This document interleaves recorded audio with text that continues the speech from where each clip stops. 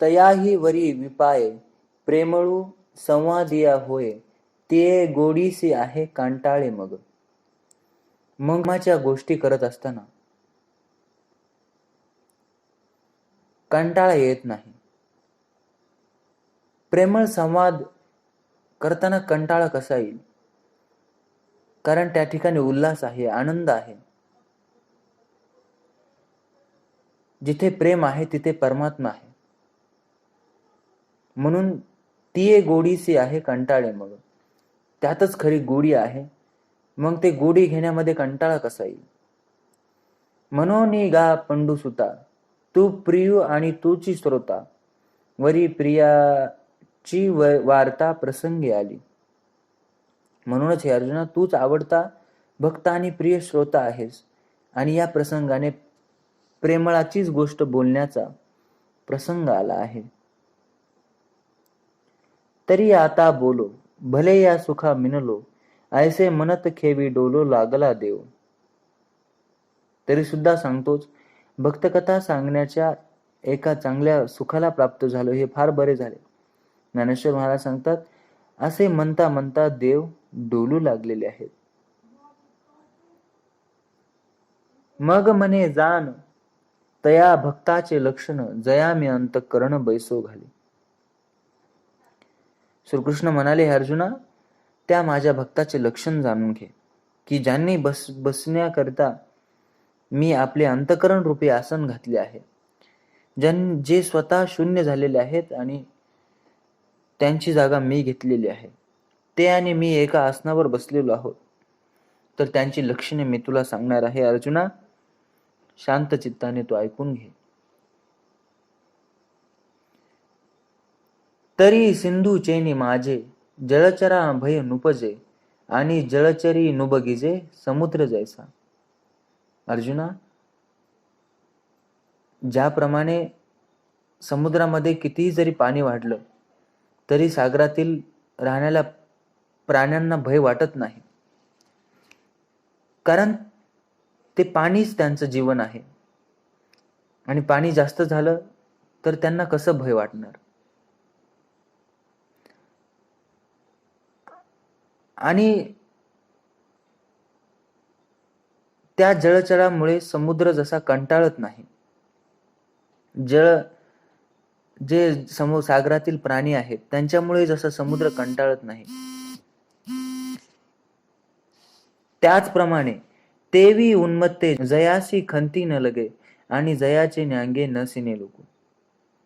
त्याचप्रमाणे अर्जुना, जग कितीही उन्मत्त झालं तरी त्याला थोडाही खंत वाटत नाही, आणि तो जगामध्ये अशा प्रकारे वावरत असतो की त्याचा दुसऱ्याला कोणालाही त्रास नसतो, शीन नसतो. किंबहुना पांडवा, शरीर जैसे अवयवा, तैसा नुबगे जीवा जीवपणे जो. काय सांगावे अर्जुना, आपले शरीर जसे अवयवांना कंटाळत नाही, त्याप्रमाणे आपण सर्वांचा जीव आहोत, अशी त्याची आत्मिक बुद्धी असल्याने तो प्राणी मात्रांना कंटाळत नाही. जसं शरीर आपल्या हातापायांना कंटाळत नाही, त्याचप्रमाणे तो जाणतो की सर्वांच्या ठिकाणी तोच एक आत्मा आहे, तोच एक ब्रह्म आहे, आनंद स्वरूप आहे. त्यामुळे तो समाधानी राहतो. जगची देह झाले म्हणून प्रिया प्रिय गेले, हर्षा मर्ष ठेले दुजे नवीन. मग त्याला तसा अनुभव आल्यामुळं हे विश्वची माझे घर, हे जगत त्याचं घर झालेलं आहे, हे जगच त्याचं देह झालेलं आहे.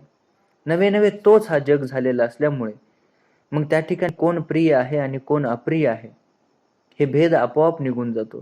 प्रिया प्रिय गेले की कोण दुःख देणार आणि कोण सुख देणार, त्या ठिकाणी हाही द्वंद्व त्याच्यापासून दूर निघून जातो.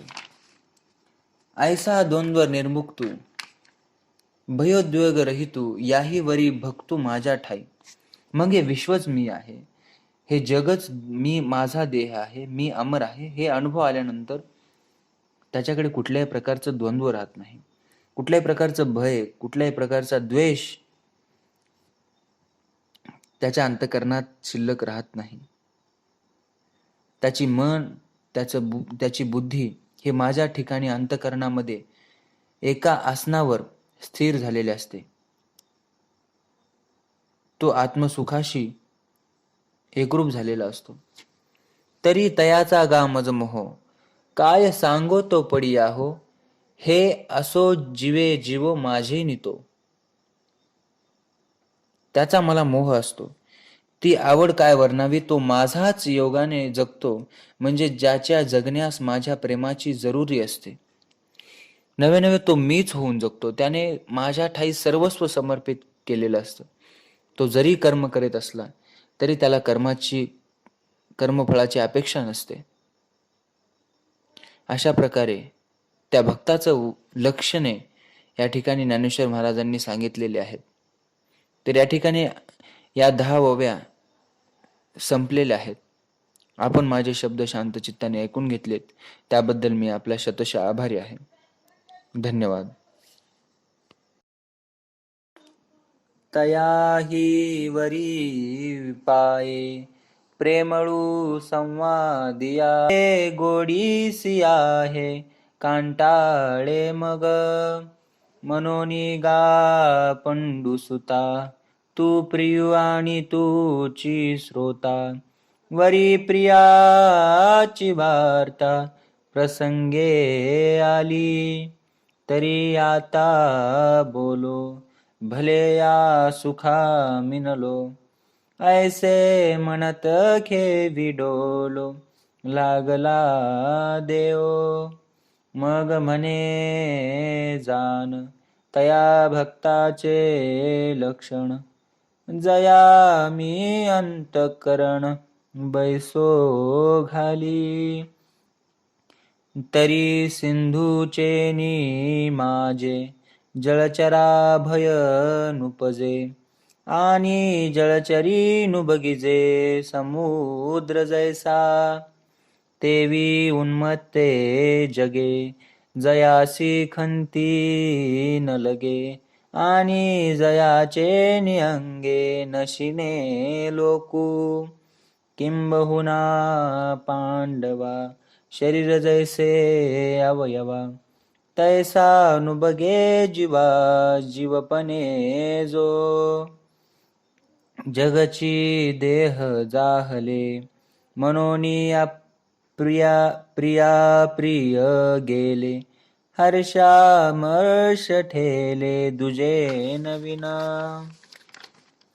ऐस्वा द्वंद्व निर्मुक्तू भयोद्वेग रहितू, याही वरी भक्तू माझ्या ठाई, तरी तयाचा गा मज मोह, काय सांगो तो पडियाओ, हे असो जीवे जीवो माझे नितो.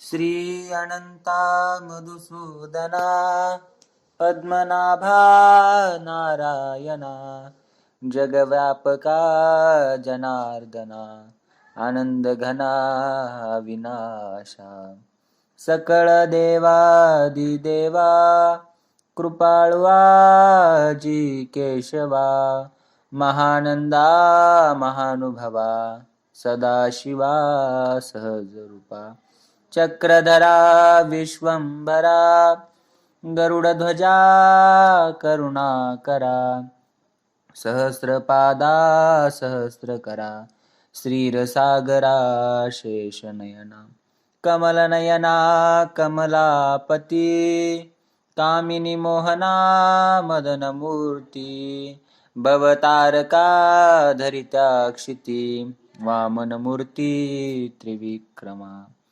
अगाये सगुणा निर्गुणा, जगज्नित्या जगज्जीवना, वसुदेव देवकी नंदना, बाळरांगना बाळकृष्ण, तुकाला लोटांगणी, मज ठाव द्यावा जी चरणी, हेची करीतसे विनवणी, भवबंधनी सोडवावी, सकळ देवादिदेवा कृपाळवाजी केशवा महानुभवा मानुभवा सदाशिवा सहज रूपा.